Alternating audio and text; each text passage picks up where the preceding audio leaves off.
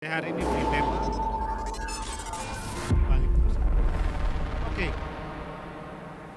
Praise of the Cross. Harga dari sebuah salib. Nah, karena hari ini kita minggu keempat, kita masih ada di Paskah. Kita akan sama-sama belajar dari sebuah cerita kenapa ada salib. Kita akan baca bersama-sama. Dan saya akan cerita sebentar tentang sejarah tentang salib. Nah, salib ini bagi orang Yahudi dan melambangkan penolakan. Penolakan surga dan bumi. Bagi orang Israel, orang Yahudi. Nah, Yesus bukan satu-satunya orang yang disalib pada zaman pemerintahan Romawi atas orang Israel. Dan kita lihat di sana bahwa bukan cuma satu-satunya penyaliban itu. Tetapi sebelumnya ada cerita yang menarik bahwa salib itu, cerita salib itu berasal dari laporan dari Son of America Medical Journey. Orang Assyria dan Babilonia diduga sebagai kaum yang pertama melakukan salib. Nah, salib ini menurut orang Assyria dan Babilonia, itu salib adalah sebuah hukuman yang pantas buat orang-orang yang berdosa. Nah, dari sini kita lihat bahwa kenapa orang Romawi mengikuti. Semua muasalnya salib itu berasal dari orang Persia atau orang Assyria Babilonia. Nah, ini adalah sebuah salib dan salib ini dilanjutkan oleh orang-orang Romawi waktu mereka menjajah Israel dan melakukan setiap orang yang bersalah atau yang harus dihukum, mereka akan dihukum secara salib. Pada waktu salib terbalik, tetapi orang Romawi mengubahnya menjadi salib yang horizontal. Nah, kita lihat dulu salib. Nah, kira-kira salib ini gini, beratnya salib itu 150 kilogram. Beratnya salib. Salib itu beratnya 150. Saya bayangin saya dulu di kampung itu saya ngangkat jagung itu, kalau dari ladang saya ngambil jagung itu biasanya mungkin paling kuat juga 50 kilo ya, 50 kilo. Tapi saya nggak bayangkan ya kalau Yesus harus memikul 150. Dan 150 ini bukan sesuatu yang gampang. Sebelumnya dia harus dicambuk dulu. Nah, kita lihat dulu. Nah, panjang dari salib itu kira-kira 4 meter, 72. Itu panjangnya, lebarnya. Dan tebalnya paku itu 1,8 cm. Dan panjangnya itu 20,32 cm. Bayangin. Kalau kita lihat kemarin mungkin hari Paskah orang semua rame-rame memikul salib. Kita cuma melakukan bagian, kita cuma mengingatkan. Kita cuma melakukan apa? Tapi kita lihat cerita di sini. Tuhan Yesus berkorban, dia harus dicambuk. Nah, kita lihat ada cambukan berapa kali nih. Di sini dikatakan ini. Yesus menerima cambukan sedikitnya 242 kali. 121 kali di punggung bagian kiri dan 121 kali di bagian kanannya. Coba kita bayangkan. Cambukan bukan cambukan biasa. Bukan cambukan biasa. Tapi kita lihat kalau di film Christ of the Passion ya. Itu dicambuk apa? The Passion of Christ. Itu dia cambuk itu kan keluarnya ada daging yang keluar. Nah, kita melihat kenapa sih Tuhan Yesus mau lakukan itu? ada 5.480 luka di sekujur tubuhnya. Bayangin. Kalau kita lihat kemarin mungkin mereka lakukan banyak kita lihat di YouTube. Mereka lakukan itu. Tapi bagaimana kita lihat Tuhan Yesus harus mengalami ini. Dan kita lihat jarak yang ditempuh oleh Tuhan Yesus itu sekitar 2 kilo. Bayangin 2 kilo itu kita dari mana ya? Mungkin dari Batu Reok ya. Batu Reok, kira-kira mungkin dari Batu Reok sampai di pasar mungkin ya. Tapi itu jalan bukan rata, jalan itu tanjakan. Bapak Ibu yang udah pernah ke Israel tahu jalannya berbatu-batu dan gak enak. Tuhan Yesus mau berkorban buat setiap kita. Tuhan Yesus mau berkorban. Kenapa? Saya kasih tema harga dari sebuah salib. Nah dari peristiwa ini kita harus belajar, kita belajar sama-sama. Hari ini saya rindu kita semua yang hadir di tempat ini. Bukan kita cuma hanya berkata kita adalah orang Kristen. Oh tiap Paskah kita ngingatin harinya Tuhan menderita buat kita. Tapi hari ini saya mau katakan, apa yang kita harus bayar dari sebuah harga salib itu? Harga dari salib. Berbicara tentang hidup kita hari ini. Setuju dengan saya, kita adalah murid? Amin. Sekali lagi, setuju dengan saya, kita adalah murid? Berarti murid harus mengikuti apa yang dikatakan oleh seorang guru. Nah hari ini kita akan belajar bersama-sama. Oke, kita lihat. Saya akan beri tema, tema tadi, Joy tar ya.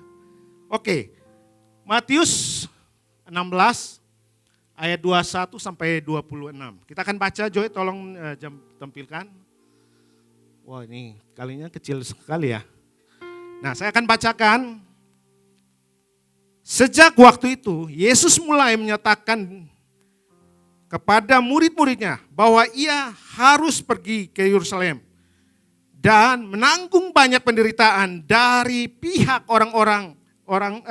pihak tua-tua, imam-imam kepala dan ahli-ahli Taurat, lalu dibunuh dan dibangkitkan pada hari yang ketiga. Tetapi Petrus menarik Yesus ke samping dan menegur dia. Katanya, Tuhan, kiranya Allah menjauhkan itu.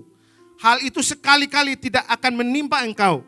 Maka Yesus berpaling dan berkata kepada Petrus, "Enyahlah iblis, engkau suatu batu sandungan bagiku, sebab engkau bukan memikirkan apa yang dipikirkan Allah, melainkan apa yang dipikirkan manusia." Lalu Yesus berkata kepada murid-muridnya, "Setiap orang yang mau mengikut aku, ia harus menyangkal dirinya, memikul salibnya, dan mengikut aku. Karena barang siapa mau menyelamatkan nyawanya, ia akan kehilangan nyawanya. Tetapi barang siapa kehilangan nyawanya karena aku, ia akan memperolehnya. Apa gunanya seorang memperoleh seluruh dunia, tetapi kehilangan nyawanya? Dan apakah yang dapat diberikannya sebagai ganti nyawanya?" Lalu, kalau kita baca dari ayat ini, kita melihat, hari ini saya beri satu poin, self denial. Apa itu self denial? Penyangkalan diri. Kalimat penyangkalan diri adalah bukan saya, tetapi Tuhan. Apa sih? Bukan saya tetapi Tuhan. Nah seringkali kita dalam kehidupan kita berkata, "Hei anak, kamu gak dengar saya sebagai orang tua." Mungkin kayak gitu ya kira-kira. Saya yang melahirkan kamu. Sekarang kan kamu sudah jadi orang hebat, kamu melupakan saya. Atau gini, sorry ya, maafin ini agak keras. kamu nggak tahu, ini gereja ada karena saya. Kira-kira kayak gitu ya. Saya tahu nggak, saya ini penyumbang paling banyak di gereja ini. Mungkin kita berkata seperti itu. Saya ini ya punya andil di gereja ini. Kalau bukan saya, gereja ini nggak akan ada. Ini namanya bukan penyangkalan diri. Penyangkalan diri itu berkata nih, kalimat menyatakan adalah bukan saya tetapi Tuhan. Semua karena Tuhan. Kita harus berkata semua karena Tuhan. Nah hari ini saya mau katakan, mungkin kita berkata, mertua atau siapapun lah kita. Kita berkata, karena kalau bukan saya, kamu gak akan jadi seperti itu. Kalau bukan saya, kamu gak akan jadi seperti itu. Teman, pekerjaan atau apapun, sahabat kita. Mungkin kita berkata seperti itu. Nah Tuhan mau, ayo penyangkalan diri kita, bahwa semua hanya karena Tuhan, hanya karena anugerah Tuhan. Amin. Kenapa Tuhan gak berkata ini? Tuhan, biarlah kiranya cawan ini lalu daripadaku. Kenapa Tuhan gak begini? Saya kutuk, atau saya tolak semua orang-orang yang prajurit yang datang menangkap saya. Sanggup gak? Sanggup. Tapi Tuhan mau menyangkal dirinya. Penyangkalan diri. Dia tahu waktu dia belum sampai untuk menyatakan kemuliaan Tuhan. Nah, para murid-muridnya mereka mengikuti Tuhan, mereka setiap hari mengikuti Tuhan. Tapi mereka lihat, mereka nggak tahu bahwa itu Yesus adalah Tuhan dalam hidup mereka. Nah saya mau berkata bahwa hidup kita, kalau sampai hari ini, semua karena anugerah Tuhan. Amin. Semua karena anugerah Tuhan, bukan karena kita. Saya bayangkan waktu COVID terjadi, saya kan di kantor di Aruna, berpelukan sama Pak Aslam almarhum, Pak David almarhum. Mereka pulang dari Lembang, berpelukan. Dan saya lihat, kok sampai hari ini Tuhan masih melindungi. Semua karena anugerah Tuhan, bukan karena kita. Nah, hari ini kalau kita ada di tempat ini, hari ini mungkin kita sedang dalam kondisi kita sedang naik dalam usaha kita. Apapun itu, ingat bahwa hanya Tuhan. Penyangkalan diri kita harus ada. Kita jadi murid harus ada penyangkalan diri.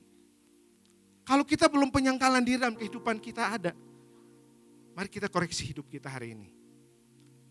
Semua kita ada hanya karena anugerah Tuhan. Kalau bukan karena Tuhan, mungkin kita berkata ini, kan orang-orang di luar juga bisa. Ya, memang. Tapi saya mau katakan, kita sebagai murid Tuhan, sebagai anak-anak Tuhan, kita harus percaya benar bahwa waktu kita menyangkal diri kita, seperti Tuhan Yesus menyangkal dirinya, dia mau menanggung dosa-dosa kita. Bukan karena kita baik, bukan karena kita hebat, tapi dia mau menyangkal dirinya.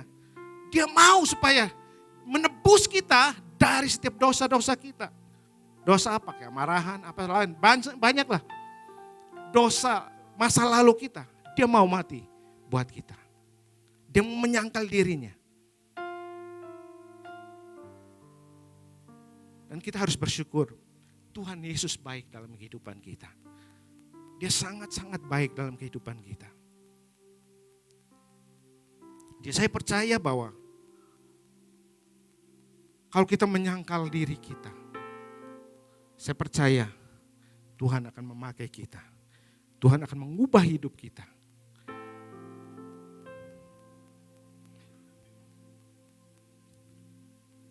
Nah, poin di sini 24. Saya kasih garis merah yang harus kita nih. Ia harus menyangkal dirinya. Ini Tuhan Yesus yang berkata kepada murid-muridnya.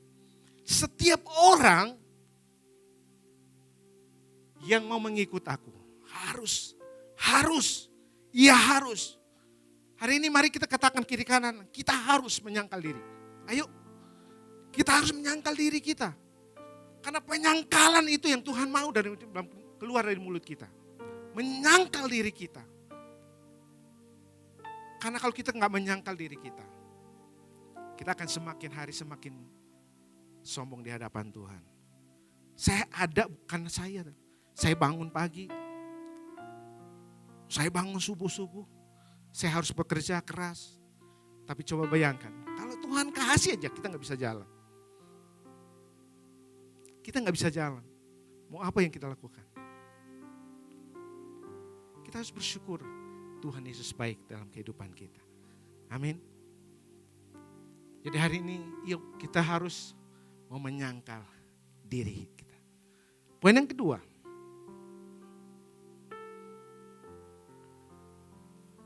Take up your cross every day. Memikul salib setiap hari.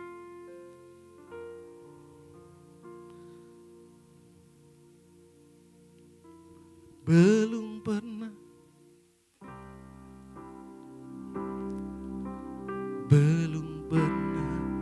ada kasih di dunia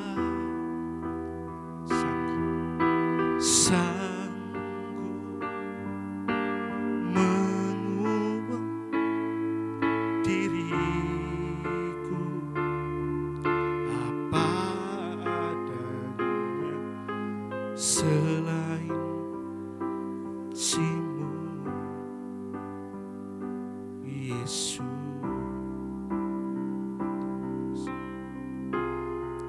Sungguh tiada lagi kasih sepertimu, kasih seperti ini sanggup mengubahkan diri menjadi selain kasih-Mu Yesus.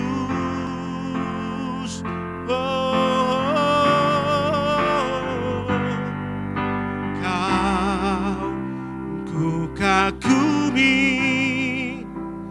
dalam kasih-Mu tiada duanya. Sampai kini ku akui kasih-Mu.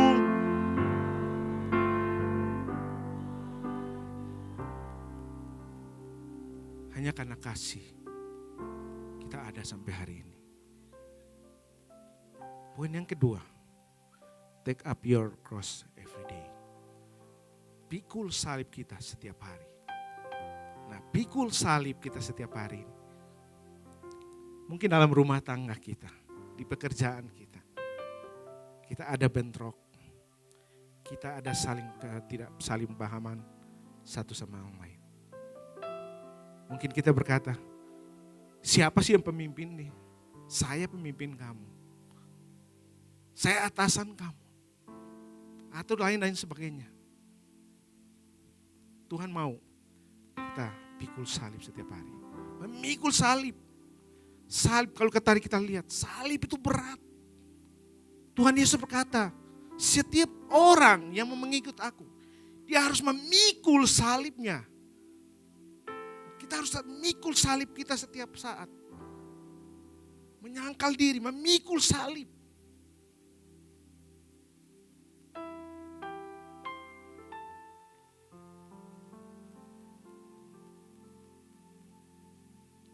Memikul salib kita. Dan kita mengikut Tuhan. Nah, seringkali kita bilang Tuhan, salib biarlah Tuhan yang pikul. Tapi sukacita, kesenangan, apalagi semua yang enak-enak biarlah saya yang terima. Kita merasa biarlah Tuhan yang memikul salibnya. Yang penting saya menerima yang baik-baik aja. Saya mau bersaksi. Waktu saya melayani Tuhan waktu saya kecil. Orang tua saya adalah semua pelayan Tuhan. Mama saya adalah seorang pendoa yang luar biasa. Dan mama saya adalah seorang yang mendengar suara Tuhan. Papa saya adalah seorang majelis. Dan dia juga seorang pengurus yang dihormati di gereja. Tapi waktu saya ngiring Tuhan, waktu saya pergi persekutuan, saya pulang. Udah ada ayat di atas pintu rumah. Orang malas jangan dikasih makan. Saya padahal pergi persekutuan. Saya pergi persekutuan. Saya mau pergi ibadah, pergi pelayanan. Baju-baju saya datang pas pulang dari persekutuan untuk persiapan untuk pelayanan. Semua diumpetin. Apa yang saya lakukan? Saya cuma nangis. Mau ngapain? Besok harus pelayanan. Saya keluar di luar cuma lihat ke atas. Saya bilang nih, Tuhan, kok ngikut Tuhan kayak gini ya? Kok ngiring Tuhan gak gini ya? Gak enak. Adik-adik saya juga ngomong sama. Kayak mereka sudah kompak gitu. Kan mereka manggil saya si Dixon. Dixon ini pergi persekutuan aja, doa aja. Sampai keluar dari bibir bapak saya ngomong ini. Nanti kamu tiap hari doa-doa, mau naik dengan hidup-hidup. Coba bayangin. Kalau sebagai anak, ya udah nggak usah pelayanan, ngapain juga repot-repot sih? Ngapain repot-repot? Ngapain kita repot-repot? Udahlah duduk diam, ikutin aja mau mereka. Tiap hari cuma datang, ya udahlah ibadah aja biasa. Padahal mama saya, keluarga saya, papa saya, waktu saya 3 bulan, mereka sedang pergi dari satu kota ke kota yang lain. Namanya kota Alor. Itu mereka harus tempuh dengan kapal laut yang harus pakai layar. Dan mereka tahu saya sakit, mereka balik, tinggalin pelayanan. Mereka datang. Terus papa saya cuma gini, kalau anak ini hidup, anak ini saya akan persembahkan buat Tuhan. Kalau anak ini hidup, saya akan persembahkan kepada Tuhan. Nama saya waktu itu cuma Fred Dixon, tapi dia tambahin Ebenezer-nya. Karena waktu itu, waktu papa saya ngangkat saya kayak gini. Kalau anak ini hidup, tiba-tiba yang tadinya buih udah penuh dengan di mulut saya, tiba-tiba berhenti. Bapak saya langsung kasih nama Ebenezer. Tapi saya lihat, waktu prosesnya gak gampang. Saya tiap hari pokoknya semua, saya kemarin sempat cerita sama istri, saya bilang, wah saya waktu saya mau jadi hamba Tuhan itu susah. Papa saya pokoknya, udahlah pokoknya kalau mau dibilang, udah dimarah-marahin, udah dibilang ini kamu ngapain berdoa nanti naik hidup-hidup. Tapi kalau saya mau dengerin itu, berarti saya udah gagal. Tapi saya tetap cinta Tuhan, saya tetap mengikuti Tuhan. Saya tetap mengasihi Tuhan, tetap pelayanan. Saya gak mundur. Nah hari ini saya mau katakan, setiap kita yang ada di tempat ini, persoalan apa sih yang ada kita dalam hidup kita? Membuat kita udahlah datang gereja mah datang aja lah. Udah gak usah sungguh-sungguh lah dalam Tuhan, biasa aja lah. Datang ke gereja hari Minggu datang. Tapi saya mau ngajar kita, yuk ada kegiatan apapun yang ada di gereja ini, ayo kita ikutin. Mungkin harga yang harus kita bayar, waktu kita. Apalagi? Bayar perpuluhan. Apalagi? Persembahan. Udah hari Minggu, libur lagi. Tapi saya bersyukur, hari ini semua cinta Tuhan. Orang-orang Lembang cinta Tuhan. Sekalipun orang sedang libur jalan-jalan. Tapi saya lihat, karena kecintaannya sama Tuhan. Hari ini kita sedang menyangkal diri kita. Waktu kita berikan 1 jam ke depan untuk Tuhan. Dan saya percaya Tuhan memperhitungkan semuanya itu. Amin. Ayo kita tetap pikul salib kita. Menyangkal diri kita dan kita ikut Tuhan. Saya percaya setiap kita, jerih payah kita gak akan sia-sia. Amin. Jadi saya bersyukur sama Tuhan. Kalau sampai hari itu proses itu semakin hari. Dan saya tahu sampai hari ini proses itu ada. Semua kita ngalamin proses. Mungkin kita sedang mengalami sakit, kita sedang mengalami namanya pergumulan hidup. Itu adalah memikul salib kita. Kita harus pikul salib. Tapi jangan sampai kita menyangkal Tuhan.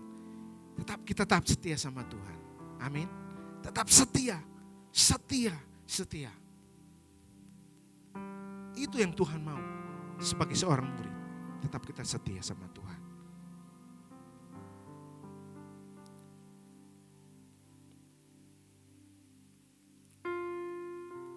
Matius 10 dikatakan di sana. Barang siapa tidak memikul salibnya dan mengikut aku, ia tidak layak bagiku. Semua kita setuju, kita mau memikul salib. Amin. Kita harus setuju, kita semua harus pikul salib kita. Kata Tuhan ini, salib kita, bukan salibnya Tuhan. Karena kita, makanya salib itu ada. Kalau bukan karena kita, salib itu nggak akan ada. Benar nggak? Setuju nggak?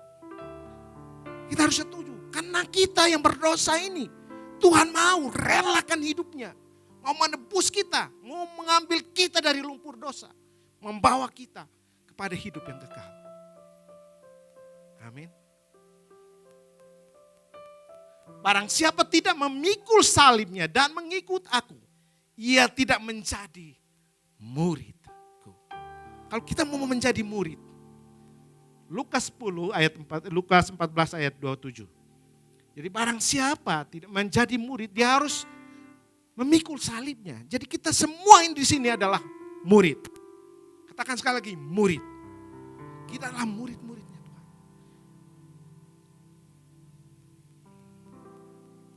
Saya percaya bahwa setiap kita, waktu kita jadi murid, waktu kita mau memikul salib, Tuhan akan mengakui kita sebagai muridnya.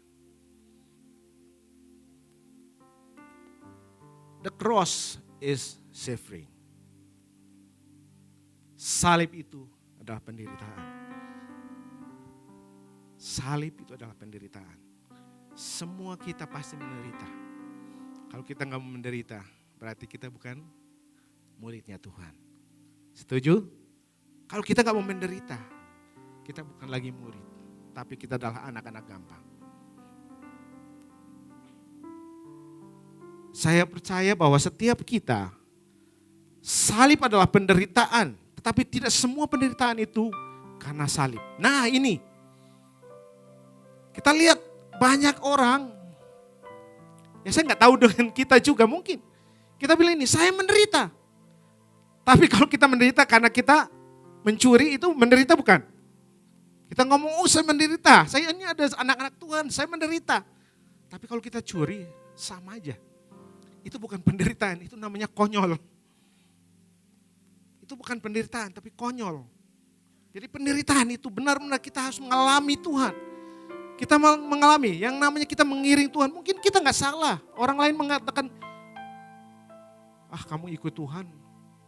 Kamu ikut Tuhan terus, doa-doa aja terus. Itu adalah penderitaan. Kamu adalah anak Tuhan ya, kamu adalah orang Kristen ya. Kita seakui, kita adalah orang Kristen. Jadilah, kita harus jadi berkat di sana. Kalau kita sebagai anak Tuhan, kita harus jadi berkat di sana. Coba kita lihat.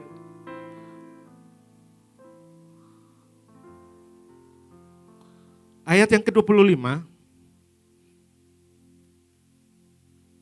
Tetapi barang siapa kehilangan nyawanya karena aku, ia akan memperolehnya. Jadi Tuhan mau hari-hari ini kita akui Tuhan di hadapan Tuhan. Akui di lingkungan kita, kita bekerja. Akui dia, saya adalah orang Kristen. Itu yang Tuhan mau dalam kehidupan kita.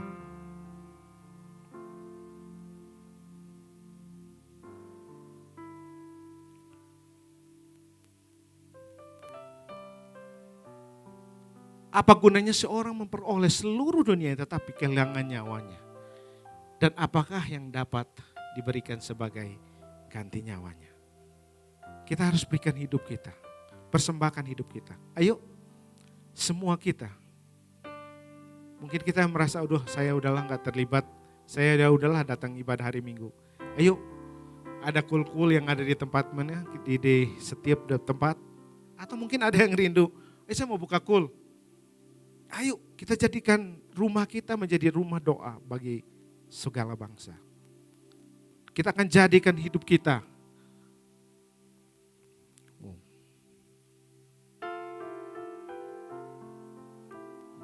Minta tolong Joy, balikin.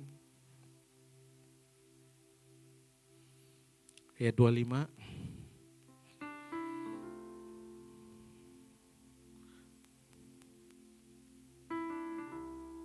Salib itu adalah penderitaan. Kita menderita bayar harga kita. Iring Tuhan harus ada penderitaan. Jadi anak Tuhan harus ada penderitaan. Apa yang kita lakukan? Kita menderita, mungkin karena kita dicemooh. Dia adalah anak Tuhan, orang Kristen. Dia menghindari kita. Ayo kita jadi garam di sana. Lewat kehidupan kita, lewat tindakan kita, lewat perkataan kita. Kita harus benar-benar jadi murid. Karena itu penderitaan buat kita. Mungkin penderitaan buat kita. Gak enak. Kita dikucilkan. Saya di sana, saya cuma ada orang Kristen satu di sana. Enggak tahu Pak Jajang mungkin ada berapa orang. Saya di rumah itu, di lingkungan. Dan itu semua jalanannya di atas. Tapi saya mau jadi berkat buat mereka. Saya mau jadi berkat buat mereka. Lewat hidup saya. Saya nyapa mereka. Orangnya jauh cuek aja dia jalan yang gitu. Nih kayak ini ada Bang Benny. Saya cuma lihat ada Bang Benny. Saya pura-pura gak lihat. Jalan. Apa yang saya lakukan? Saya halo duluan. Pak, mau kemana Pak? Saya berusaha untuk komunikasi dengan mereka. Memang itu penderitaan sebagai seorang anak Tuhan. Tapi saya berusaha menyapa mereka. Waktu saya menyapa mereka, lama-lama mereka yang dekat sama saya. Kebalik kan? Mereka yang itu tanya, Pak mau kemana? Kalau saya udah mau keluar, mau kemana? Hari ini mau kerja apa? Mau ke kantor atau mau kemana? Jadi komunikasi terjadi. Jadi memang salib, waktu kita memikul salib, penderitaan itu memang benar-benar terjadi. Tapi waktu kita lakukan firman Tuhan, kita akan melihat. Orang lain melihat, oh Kristus ada dalam hidupnya. Lewat kehidupan dia, orang lain melihat Kristus. Jadi hari ini, kita lihat, kalau kita memperingati harinya Tuhan Yesus waktu dia mati di salib. Bukan buat dia, tapi buat kita. Ayo, penderitaan itu kita lakukan. Waktu kita taat sama Tuhan, maka Tuhan akan mempermuliakan kita. Amin. Demikian firman Tuhan, dan saya percaya lewat firman Tuhan ini menjadi berkat buat setiap kita. Kita akan doa bersama-sama sebelum kita mengakhiri.